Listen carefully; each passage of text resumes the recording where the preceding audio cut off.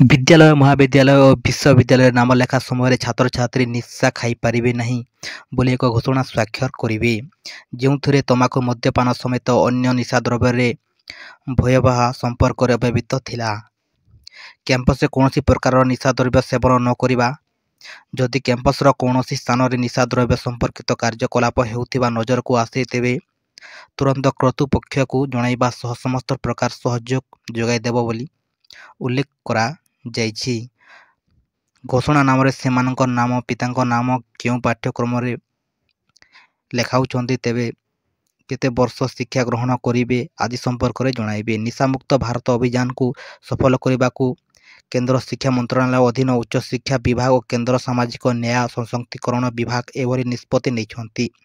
ଛାତ୍ରଛାତ୍ରୀଙ୍କୁ ନିଶା ବଳୟଠାରୁ ଦୂରେଇ ରଖିବାକୁ ନାମ ଲେଖାଇବା ସମୟରେ ଏଭଳି ଘୋଷଣା ନାମ କରିବାକୁ କେନ୍ଦ୍ର ସରକାରଙ୍କ ପକ୍ଷରୁ ସମସ୍ତ ରାଜ୍ୟ, କେନ୍ଦ୍ରଶାସିତ ଅଞ୍ଚଳର ମୁଖ୍ୟ କେନ୍ଦ୍ରଶାସକଙ୍କୁ ପତ୍ର ଲେଖାଯାଇଛି। କେନ୍ଦ୍ର ସରକାରଙ୍କ ନିର୍ଦ୍ଦେଶ ପରେ ରାଜ୍ୟ ସାମାଜିକ ସୁରକ୍ଷା, ଭିନ୍ନକ୍ଷମ ସଶକ୍ତିକରଣ ସଚିବ, ଉଚ୍ଚଶିକ୍ଷା ବିଭାଗ, ବୈଷୟିକ ଶିକ୍ଷା, ଗଣଶିକ୍ଷା ବିଭାଗକୁ ପତ୍ର ଲେଖା କ୍ୟାମ୍ପସକୁ ନିଶାମୁକ୍ତ କରିବା ଆହ୍ୱାନ ଦେଇଛନ୍ତି। କେନ୍ଦ୍ର ଓ ରାଜ୍ୟ ସରକାରଙ୍କ ବାରମ୍ବାର ଚିଠି ତାଗିଦ ପରେ ମଧ୍ୟ କାର୍ଯ୍ୟାନୁଷ୍ଠାନଗୁଡ଼ିକ ନିଶାମୁକ୍ତ ହୋଇପାରି ନାହିଁ। ସବୁଠି ବେଧଡ଼କ ଭାବେ ନିଶା ସେବନ ଚାଲିଛି। ପ୍ରଫେସରଙ୍କ ଠାରୁ ଆରମ୍ଭ କରି ଛାତ୍ରଛାତ୍ରୀଙ୍କ ପର୍ଯ୍ୟନ୍ତ ସମସ୍ତ ନିଶା କବଳରେ ପଡ଼ୁଛନ୍ତି। ଆଗରୁ ଛାତ୍ରଛାତ୍ରୀ ତମାଖୁ ଓ ମଦ୍ୟପାନ ପରି ନିଶା ସହ ଅଭ୍ୟସ୍ତ ହେଉଥିବା ବେଳେ ଏବେ ଡ୍ରଗ୍ସ ମୋହରେ ପଡ଼ିଲେଣି।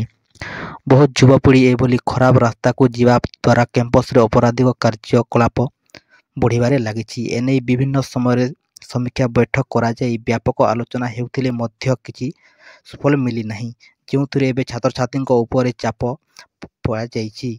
କ୍ୟାମ୍ପସ ଡ୍ରଗ୍ସ, ତମାଖୁ ଓ